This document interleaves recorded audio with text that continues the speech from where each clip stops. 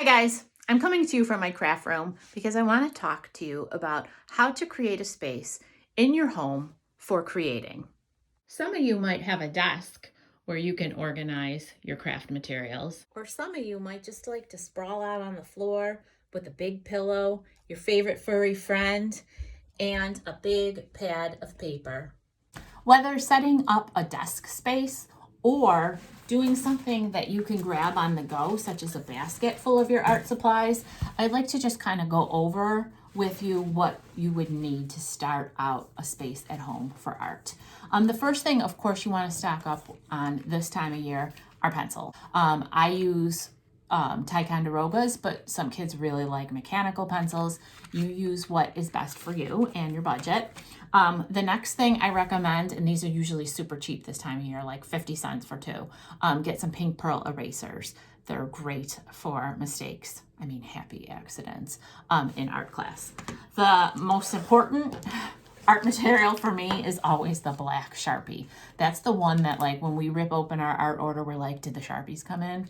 Anyway, I recommend 3 sizes. First of all, you'd want to have an ultra fine tip. That's the one with the flat lid. Then you'd want to have a fine tip. That's the one with the rounded lid.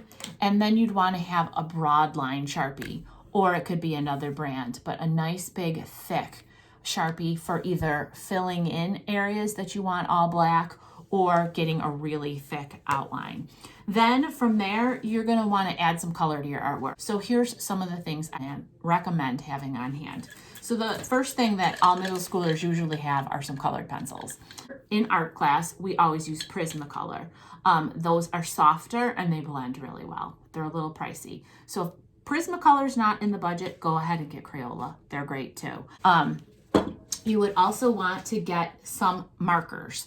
Now there's different kinds of markers. The Sharpies I talked about are permanent markers, and you can always get colorful Sharpies. Those are great. They're permanent, they're very vibrant. They run through the paper though, but they won't run into other spaces because they're permanent. Sometimes you do want a little blending and you want to use a watercolor based marker. So that's where you can either get Crayola markers, or I tend to like the Mr. Sketch markers. And you could get the finer sized ones or the thicker sized ones. The other thing that I recommend, believe it or not, in middle school is to have a box of crayons. And you might think, crayons? They can do amazing things, and they're 50 cents this time of year for the 24 pack. This is a work of art that one of my studio and art students did last year, and believe it or not, it's done in crayons. And there is incredible blending and shading, all done with crayon. It's much harder to do with crayon blend, but it can be done. The other material that is sort of an extra, if you can, if it's in the budget and if you find them, is having a set of oil pastels. It's just a lot of fun and easy to blend. I actually found a set in the dollar spot at Target for $3. So there was like about 18 in that package. There's another set I saw at Target for like $4.99. So depending, you can get those pretty inexpensively. And then finally, you're going to need some paper.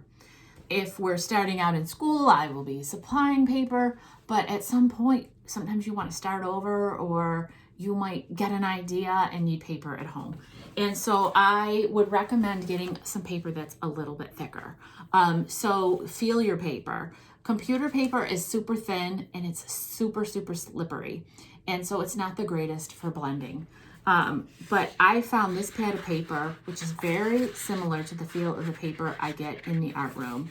And that is an 80-pound weight paper that I get in the art room. I found this at Five Below for $5.